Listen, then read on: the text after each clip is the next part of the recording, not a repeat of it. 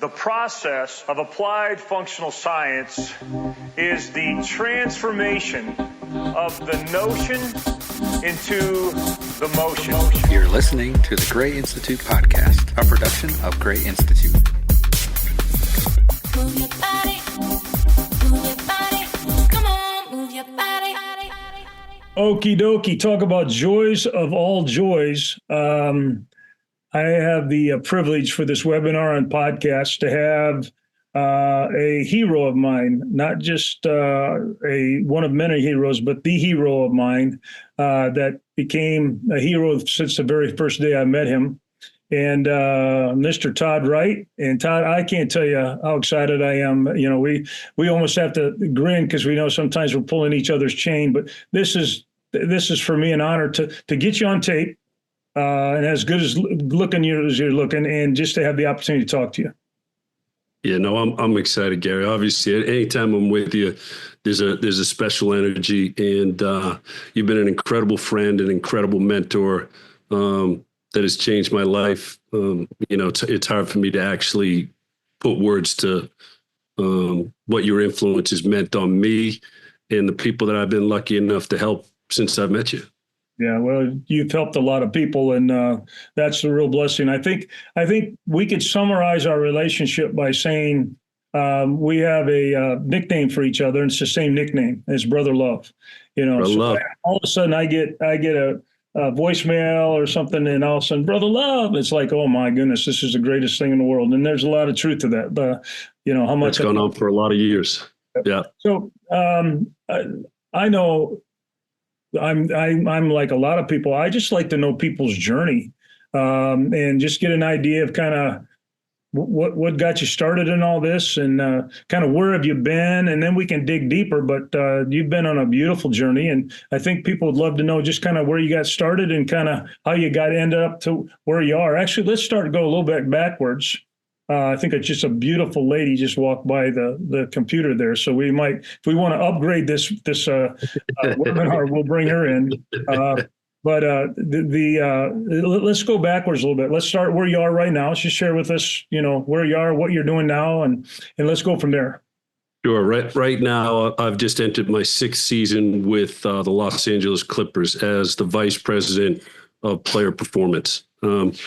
Prior to that, I spent 4 seasons with the Philadelphia 76ers. So this would be my 11th year in the NBA. And then prior to that, I was really fortunate enough to be with a great coach for 21 years in college basketball named Rick Barnes. So 4 of those were at Clemson University, 17 were at the University of Texas. And there was a stretch that I think I was leaving Clemson. I was a young coach.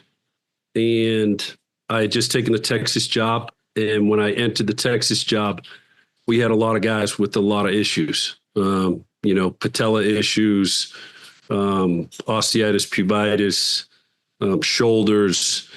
And the one thing that I realized real quickly at that time is that I probably didn't have a toolbox to be able to really understand how to close the gap in those with those injuries. And so I started searching out, physical therapists that maybe were more on the performance side and something that maybe I could understand. And someone had told me about chain reaction, a course that you put on. And I think my first course that I took was in 1998. And we were in Raleigh, North Carolina. Mm-hmm. And when I went into that seminar, there wasn't a lot of strength coaches in that seminar, and there were a lot of physical therapists. And when you started to talk, I was pulled in. I was super curious on how to. I knew there was something to it, but I was overwhelmed. But I knew that it was probably the truth, and so every year after that chain reaction, I took chain reaction again. And I took chain reaction almost 6 or 7 years after that. And I met you in Chicago. I did Boston. I did somewhere on the West Coast. And And every time I took a little bit more and a little bit more, and I started to understand a little bit. But my worlds kind of collided when I was, maybe in my early 30s, and I had a couple great players, but great players that were hurt, and I couldn't quite understand why they were hurt. And I probably have 4 or 5 of those athletes that you helped me directly with, that when you share with me and really taught me the principles of human movement, you gave me a blueprint of a thought process on how to look at the human body. And it was so outside of what I had learned traditionally that was a little scary at first. But when I started to create solutions for these players and take away their pain, it was hard to deny the results. And that happened. I mean, I have so many stories on that end, but the one big one was I flew a player to you named James Thomas. Mm-hmm. And you guys were doing another chain reaction in Colorado. We had a great team at the University of Texas, and he was having a low back issue. And I flew him in, and you and Dave were really nice enough to let us fly in and kind of interrupt the seminar one night. And I remember you asked James to take his shirt off and then take his shoes off. And I was really confused by the shoes piece. And he started to walk, and there was a normal pattern that James had was his right arm didn't swing when he walked, and nor did it swing when he ran. Mm-hmm. And you share with me, you said, Todd, look at his left subtalar joint. And I was a little frustrated at the time because, I had been going at this trying to stabilize his spine and a lot of bridging, a lot of, and I said, Gary, you don't get it. His back hurts. And when you looked at me, I could tell I don't get it. And I said, you're telling me that foot is causing his back? He said, yes. And I said, well, will you teach me that? And you said, absolutely, I'll teach you that. And then that's when I started to really dive into chain reaction biomechanics. And you taught me how to mobilize that foot, that rear foot. And we actually had to build a special orthotic to pitch that calcaneus a little bit to get some more eversion out of it. But instantly, when we did that left front hip let go. And I was able to get that kid to start running with that right arm again. Mm-hmm. And something that I had struggled to fix for almost 8 months, I had cleaned up in 4 to 6 weeks. We were lucky. We went on to the Final Four that year and lost to Carmelo Anthony, but that player actually went on to break the all-time leading rebounding record in Texas history. So there was one there, and then shortly after that, I got a great player out of high school that had a spondylolisthesis, and because of what you taught me with that particular player, I went in and examined the foot, and we found a bunion on the right foot that was really locked and just didn't have any dorsiflexion in it at all. And you taught me how to mold that one. And sure enough, that kid had felt pain for over a year. He, we had cleaned up in almost 6 to 8 weeks, and he went on to become an All-American and a top 5 pick in the NBA draft. Mm-hmm. So these stories all start to come in, and as I'm taking in all this knowledge from Gift and yourself, right? Like as I'm learning from, well, at that time we were just doing chain reactions. And so I was trying to drill down to chain reaction stuff. And then all of a sudden you did Gift in 2007. And then I was lucky before that, though, that you allowed me in to bring these players to you and to show you these players. And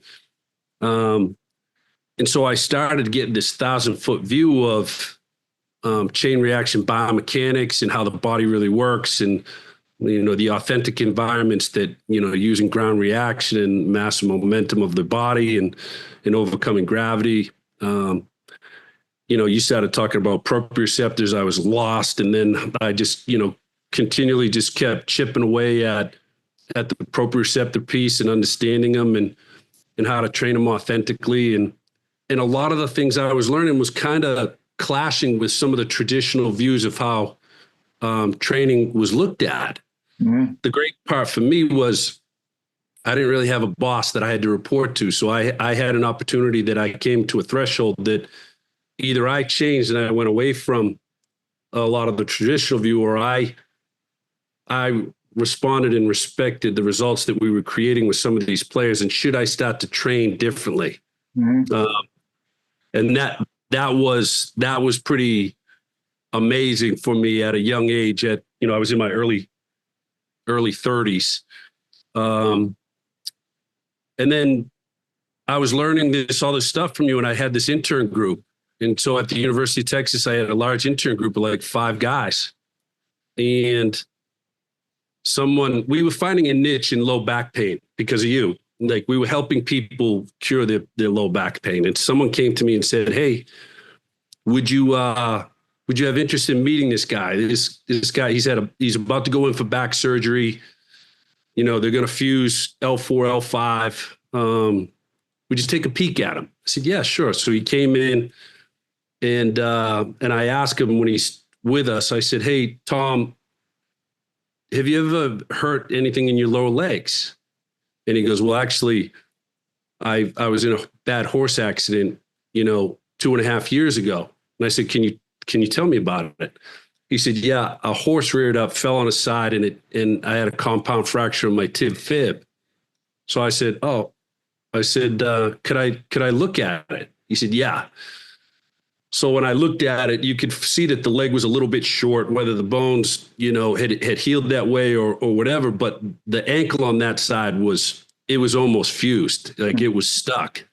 So I started to wiggle on his ankle, and he said, "Tom, it's actually my back."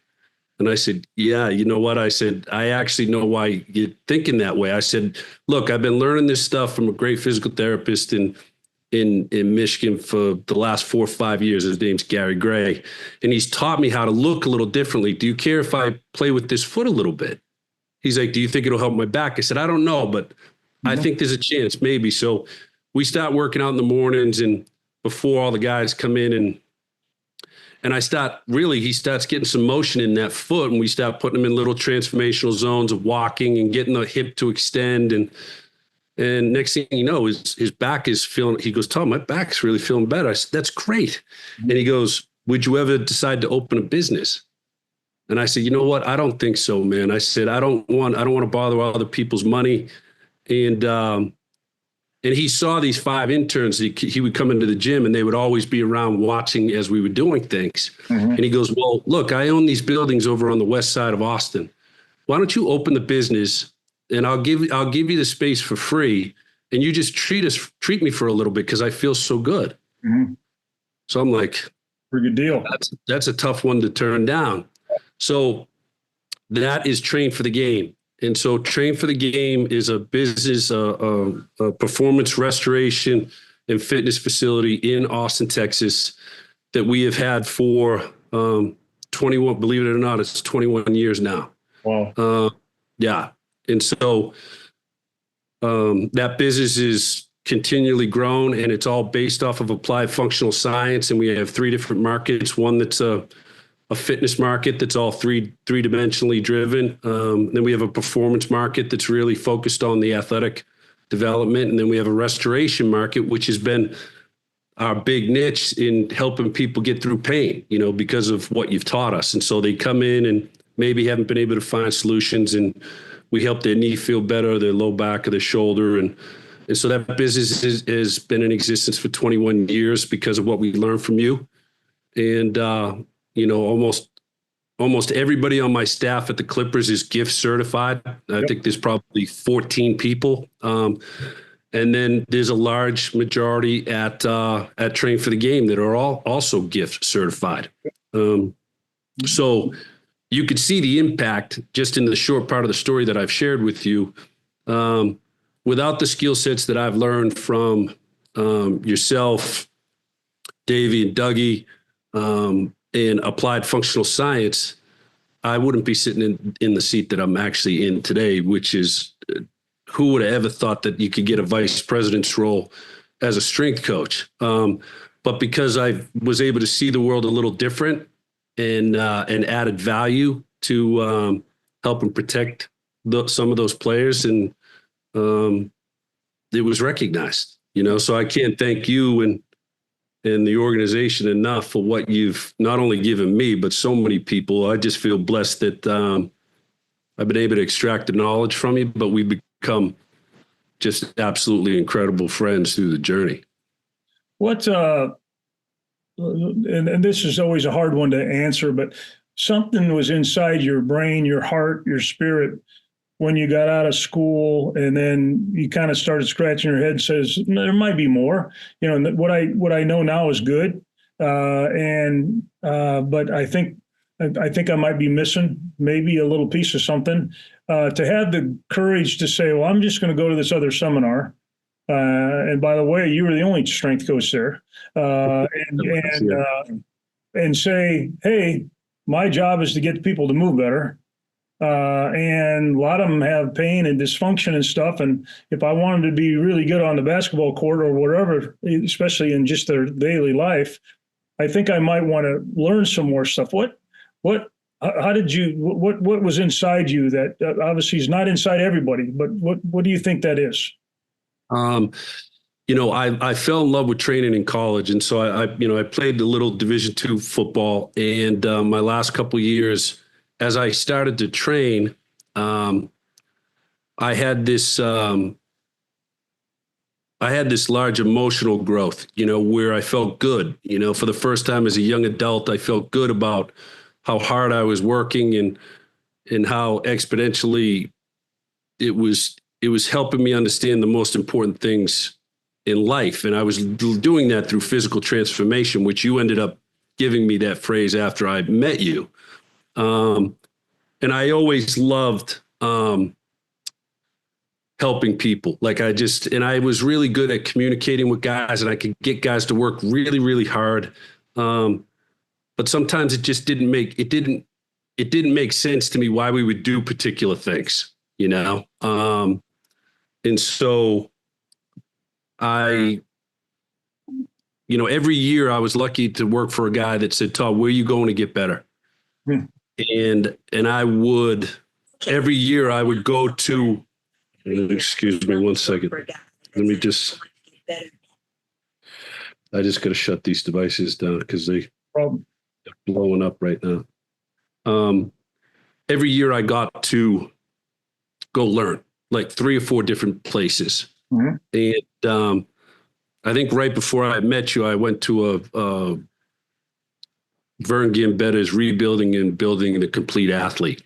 Yeah, and you and Vern obviously had some times where your roads had crossed. And so I had really enjoyed that course. But then when I took the first chain reaction seminar, I could see the similar influences, and that really started to hook me a little bit, where I was just really curious on how to continually make the human body better. And I knew, though, I was big and strong. I mean, when I first met you, I was really fit, but I was in pain. Like my back hurt, and at that time I was working with a professional golfer, right, at that first seminar, and he had some issues, and he's a really good golfer. He's a famous golfer, and I had asked you, I said, Gary, he's having an elbow problem, and you actually, taught me how to search into that same side hip and the thoracic spine, and can he mold the pec on the right side? And I was like,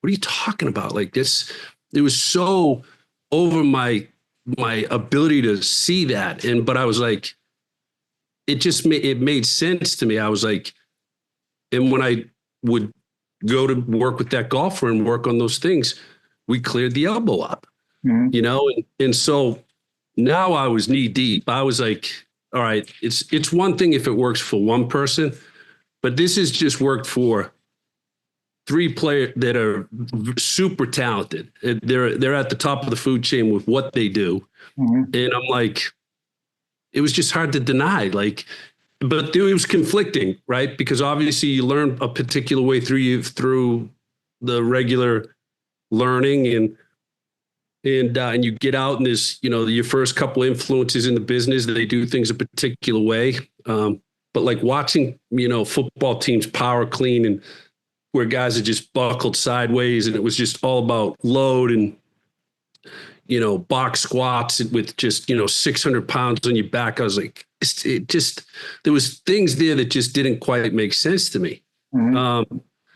But the part that really made me search you out was, I got one other story, it's a hard story for me because it was a young man on our second or third year at Texas.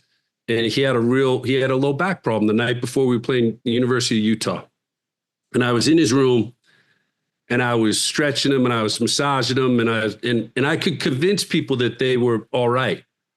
But as I was working on this kid, I realized I used the analogy, you hear something wrong under the hood of your car and you open the hood up and you pretend that you're a mechanic and you wiggle on the spark plug and like you check the dipstick, but really you don't know what you're doing because you don't know the engine. So just close it down. That's what I really felt like. And I was convinced this kid, he felt great and he was going to be all right. And the next day he went for an alley-oop and he was rotating back to catch the ball and he landed on the side of someone's foot and he ruptured his ACL. It was devastating to me as a coach at that point in time in my career that I felt like I let this player down because I really didn't know what I didn't know. And at that moment, I knew that I wanted to be a guy that could lift the hood and could say, all right, there's the carburetor. The carburetor could be affecting, how the pistons are working, or I wanted that knowledge. And that's when Gift came around in 2007. And that was just, it was,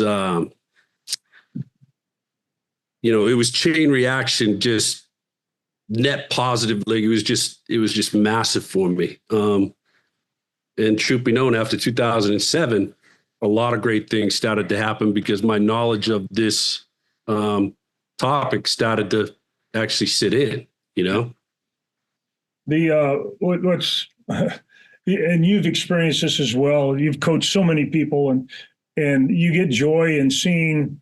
You've mentored other strength coaches and movement professionals and therapists and personal trainers. And when you see them go on and just do some amazing things, obviously that's what gives us a lot of joy.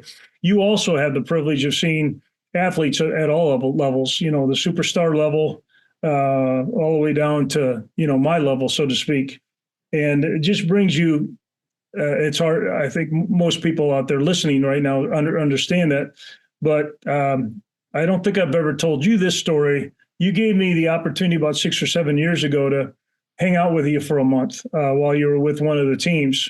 And I'll tell you what, I was beyond a proud papa, but I was also humbled because I'm saying, man, this guy's doing it better than what I would have done it. I never thought of that. Look at this. Oh, my goodness, that's incredible. I did that for a whole month.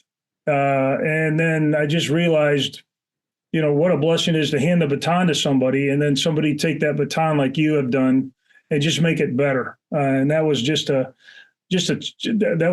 I look back upon that month as one of my favorite months ever, just because I got the month from you. And what's also interesting is you've said this phrase a few times, and I explain it a little bit. We were able to clear it. I love that phrase. We were able to clear it. And you actually have manual therapy skills beyond comprehension. I've seen you do magic with your hands, and I've magically seen people all of a sudden move 10 times better in less than 5 minutes. What's the giftedness of that? What if you were going to tell somebody, try to describe to somebody who's looking over your shoulder and said, holy moly, what the heck are you doing? And why are you doing that? And why does that work so well? What would you tell them? Well, this is another great story that you and I put together, right? I'll always remember James Thomas, and you were showing me how to mob the foot. And that was the first time that you had showed me how to do those things. And I said, Gary, it's like, man, I don't know, this might be above what I'm capable of doing. And you said, why? And I said, I don't know. And you said, do you have someone else in the organization that knows how to do it? And I said, no. And you said, then that athlete's not going to change. And you, at that moment, I knew I needed, if I didn't have what was under the roof to be able to accomplish that skill set, I needed to learn it. And you were really kind to work on me directly so I could feel how much pressure you could actually put into the foot, right? Mm-hmm. Like I remember the first couple times I touched it and you're like, no, like you have to mimic ground reaction forces. You know how hard you could, get into certain parts of this foot. And you taught me how to, mobilize the subtalar joint and the mid-tarsal joint, and then, get to the first ray and how to mobilize those things. And the foot became a major focus on how athletes entered into our program, which I had never looked at anybody's feet. And still to this day, it's the first thing that we do. Mm-hmm. I've been lucky over the years in Texas, I did a lot of the manual therapies. And then in Philadelphia, I did them for a pretty good amount of time. And then we hired some staff members that had those skill sets. So I was able to move those off. And then when we got to, the Clippers, everybody went through GIFT. Right. So everybody knows how to do FMR. Everybody knows how to do the manual mobilizations. And so I'll ask the therapist, hey, can I get a wig just so we could banter back and forth, you know? But that's how the manual piece started. And I was conflicted at first on, should I do this? And you just said, look, if you don't have someone in your organization that does know how to do it, this athlete's going to stay the same. And that was non-negotiable for me. That made it so easy for me to say, I need to learn this. Yep. And then, that's not only the manual mobilizations, but the soft tissue techniques were massive in helping people transform, dysfunction that they had for long periods of time. Yep. And then how to take that after you change it with the manual mobilizations, actually put it into three-dimensional movement that the body starts to groove the motor patterns and coordinate the motor patterns, that the foot, the knee, the hip, they all start to integrate with each other. And as you told me those things, then I just was able to think about fundamental movements on how to prepare particular people for particular sport. Right. Hence train for the game, right? That every movement's a little different, but can you evaluate the movements, by joint, foot, hip, thoracic spine, shoulders, neck. Can you do it you taught me the spectrum of local to global, right? Can I lay you down on a table and can I get into the foot, and locally, can my hands feel the difference between right and left and what's dysfunctional? And so we started to create these evaluation systems that went from local to global. You would get on the table, we would examine the foot, the rear foot, the mid-tarsal joint, the forefoot, the four ways, the four movements to the hip: extension, flexion, ab and adduction, internal rotation, external rotation, six different movements. But I would examine four quadrants to the hip: the front, lateral, the medial, and the back hip. And then look up to the thoracic spine and the shoulder joint. Do you have extension, flexion? Do you have ab and adduction? And can you rotate through the spine? And very rarely do you find a person that's clean in every single one of those movements. Right. It's just a matter of, is it dysfunctional? Does it cause pain? And if it does, then I would probably attack those areas. If it doesn't, I would still try to attack some of the issues as long as it didn't really compromise the skill set at which they wanted to execute in their sport. Yeah. I hope you know how much a joy it is to hear somebody describe what I've been trying to describe for 50 years, describe it better. You just have that gift. Obviously, you're a great storyteller and you're charming, but it's a joy for me. I'm an older guy, and the reason I get that grin on my face while you're talking is just that, man. It's an honor to hear you talk about that. You mentioned something earlier on that I really think is critical for those listening, and that is going from what a lot of us are taught as strength coaches, as athletic trainers, as physical therapists of techniques, to then be encouraged to say, well, the techniques will come, but you first of all got to understand the principles, or as you properly put it, a thought process. And I don't know about you, but that scares me too.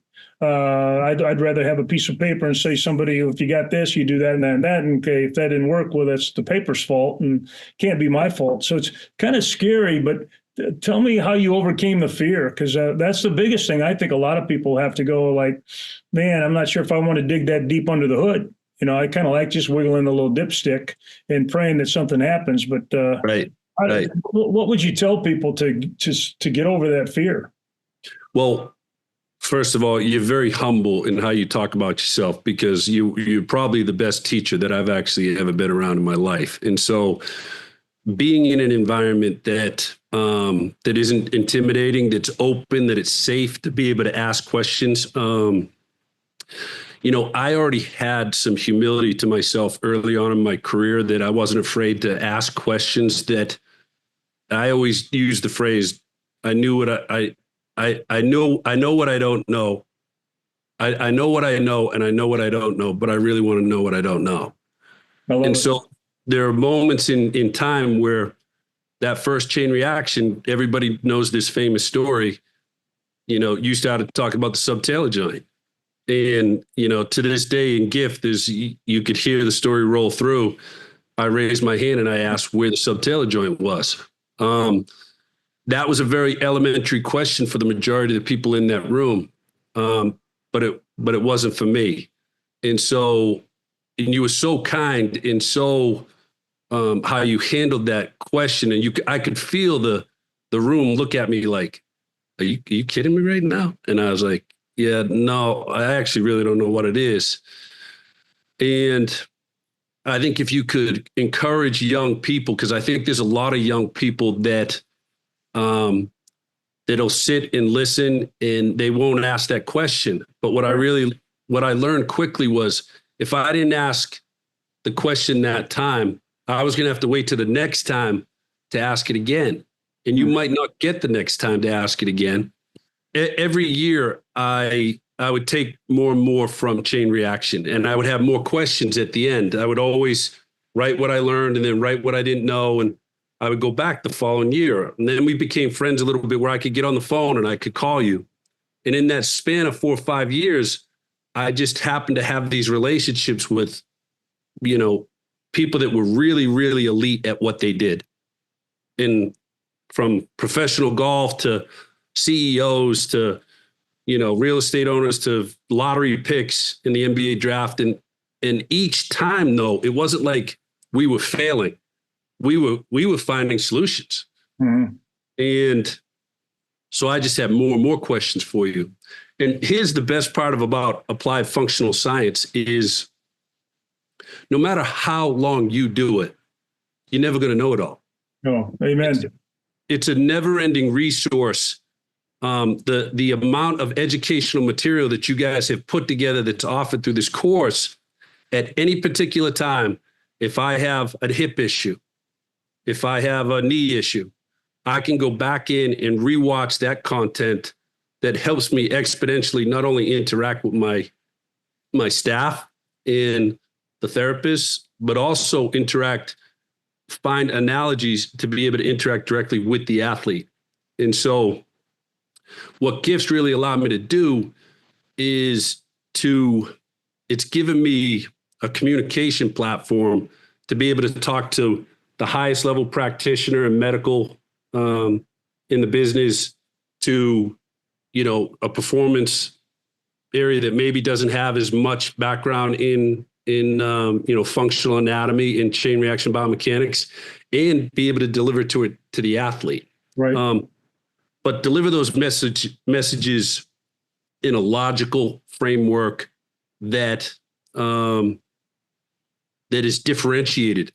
It's definitely differentiated from what the traditional conversations would be. And a lot of those conversations have, promoted a lot of growth within the programs that I've been associated with. Yep. So long way around to say I was humble enough to ask the question, but gift is an environment that is super safe. And it allowed me, because of your leadership and everybody else underneath you, that's how everybody is. It's a safe, there's no question. If I could attach one thing to gift, no question is elementary. No. You guys are so amazing at handling every question. Yeah, well, I appreciate that greatly. I think everybody by now, if they didn't know you before, they'd go, well, of course Gary loves this guy. I mean, this guy's awesome. Could you do me a big favor and just share with those listening about your family? Yep. Obviously, you've been really lucky to spend time with my family at my house, and I married an amazing human being who's absolutely gorgeous, and we've been married 29 years. Her name is Kate, and we had 3 beautiful children. We had our oldest daughter Hannah, our middle daughter Abigail, and my son Chance, and really they've been my major support system through all of this. As I learned these skills from you, those skill sets allowed us as a family to have some significant opportunity, but with that opportunity can come pretty scary stuff. And, picking up and moving, leaving your friends, starting everything over by yourself. And it's been amazing how we've done it together. And they're everything to me. They're my rock. But I'm really proud of the scary things that they've gone through to help support their dad and give their dad an opportunity to reach for the stars. And we've brought them into every conversation on every move that we've made, and it's really brought us closer together. But my wife has done an incredible job doing the lion's share of the work, raising. The thing I'm most proud of is my family and my marriage to my wife. As a lot of people know that have been married for a long time, it's a great accomplishment to be married 29 years and still absolutely adore each other and chase each other all over the place. And all 3 of my children, I'm exceptionally proud of how they're contributing to society. Yeah. Well, it's another thing I've learned from you is, and I've enjoyed this, is people hear you say that and they go, wow, that's incredible that he'd be talking about his family that way. But you quite often take time to tell them that. I've heard you, even when I'm around, just tell Kate what an amazing lady she is. And I've seen you deal with your kids and just how you've loved on them. And it's like, whoa, yeah, I know you feel that way, but to actually take the time and articulate it and speak to their heart and just let them know how much they mean to you, that's a big deal. If people are still listening and they don't quite want to understand anything else we've said, boy, if we could just understand to take the time to just let those who have loved us for so long and how much we love them, just to take the time to tell them that is big time, really big time. I appreciate your nice words. I try to do it as often as I can, but whenever I have the opportunity to speak, it's one of the first things I always start out with. There's always a picture of my entire family. I don't think I've ever done a talk that it hasn't been involved in. And it's just because, they've sacrificed a lot for myself, my career, in the growth of our family. They've done a lot of scary things that have been, large growth opportunities for all of them, and they've all come out on the other side. But I appreciate your nice words on how I try to recognize them as much as possible. Yeah. The other thing I'm very thankful for is how much other people admire you and recognize your abilities. I don't think there's a lot of people out there that have taken your journey and end up being the vice president of an NBA team. That's like, wow, what an honor that is. But it just talks to, how much people respect you and love you and appreciate all that you have done and all that you're doing and all the, obviously the anticipation of what you are going to do. So for someone like me, I just look back and go, man, it's just really cool that you're being recognized for that. That means a lot. So well, it means a lot coming from you. I appreciate that good compliment. Well, we could. The good news is people who know us, they know we could jibber jabber on forever, and this has been a blessing to me. I know that anybody listening to this is also would say, wow, that's to get to know Todd better and to know what what's deep in his heart and what's in his mind is huge. And so biggest thing I think I might want to ask you is if we could do this again. I mean, we can go every different angle. You got more stories than people have, and people love stories, and people love stories from people they love and respect. So I guess my biggest thing besides telling you thank you for making this so special is that maybe we can commit to doing this again and be able to share our hearts with other people again. I would, and you know this, I would do anything for you, and I would do anything for the people that are associated with GIFT. That's the impact that you guys have had on me. I feel blessed on the knowledge that you've shared with me, but more important than any of that, just how our friendship has evolved me as a human being and a man and a practitioner. Yeah, I would love to do this again. Yeah, we'll plan on it here real soon. But Brother Love, I love you. Thank you for your time. Give your family a big hug and kiss for me, and give your team a big hug and kiss for me. All the amazing people that work for you. Good, continued best wishes in the season. You guys are doing great. It's a grind. People don't realize the time you guys put in and what a grind it is. But man, people are blessed to have you around them and to kind of lead them. So. Love you, man, and we're going to do this again soon. So please enjoy the new year. As we always say, triodoxically, enjoy the new year filled with health, happiness, and hope. And I think that biggest word is hope. And I think you give everybody hope around you. So thanks, Brother Love. I love you, Brother Love. Thanks for giving me a chance to do this with you today. You have been listening to the Gray Institute podcast. For more information, please visit us at www.grayinstitute.com.